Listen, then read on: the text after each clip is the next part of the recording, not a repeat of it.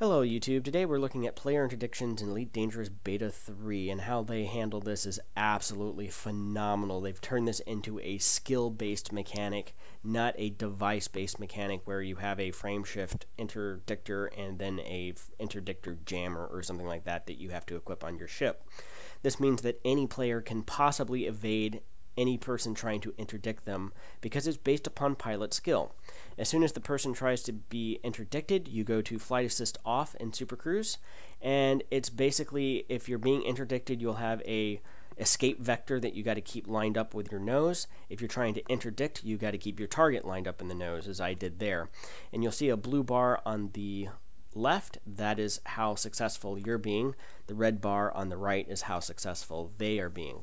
If you have two very high quality pilots that are very good pilots, this tug of war can take 30 to 45 seconds to finally play out before either the target escapes or the player gets his interdiction, or the NPC gets his interdiction, as it were.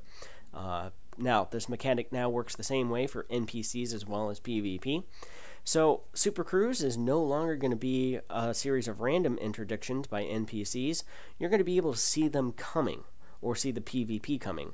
So, it's just not going to be turn your mind off in Super Cruise. You're going to have your head on a swivel, looking at your sensors, and making sure that somebody isn't trying to intercept you in Super Cruise to then interdict you and pull you out.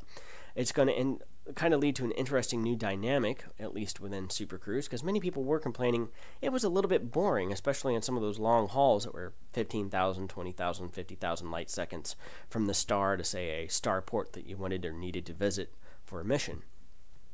Now, since this is a skill-based mechanic and not a gear-based mechanic where it's you have a level A3 interdictor, FSD interdictor, and then you have a class G interdictor scrambler or something that could counter it, and then it's just a roll of the dice as to whether or not you get interdicted, and turning it into a skill-based mechanic means that folks who are not very good pilots, especially with flight assist off, are going to be raging, I have a feeling, very shortly in the Elite Dangerous forums and on Reddit and other places, because, again, this is a mechanic that rewards pilot skills. If you're trying to interdict a very skilled pilot, they're going to escape more often than not. If you're not a very skilled pilot, you're going to find yourself getting interdicted a lot by NPCs and other players if you're in open play.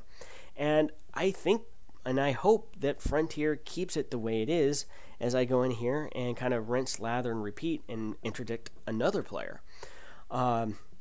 I think this is a wonderful way of executing these mechanics.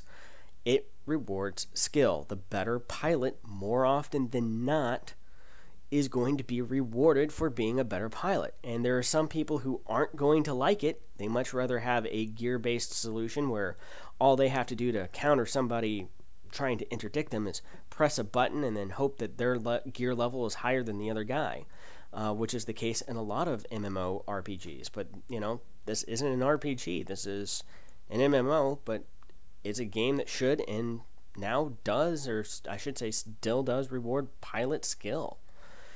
So that's basically all I have thus far. I'll be doing another video over mining. Be sure to like, subscribe, share. Thank you very much, and see you next time.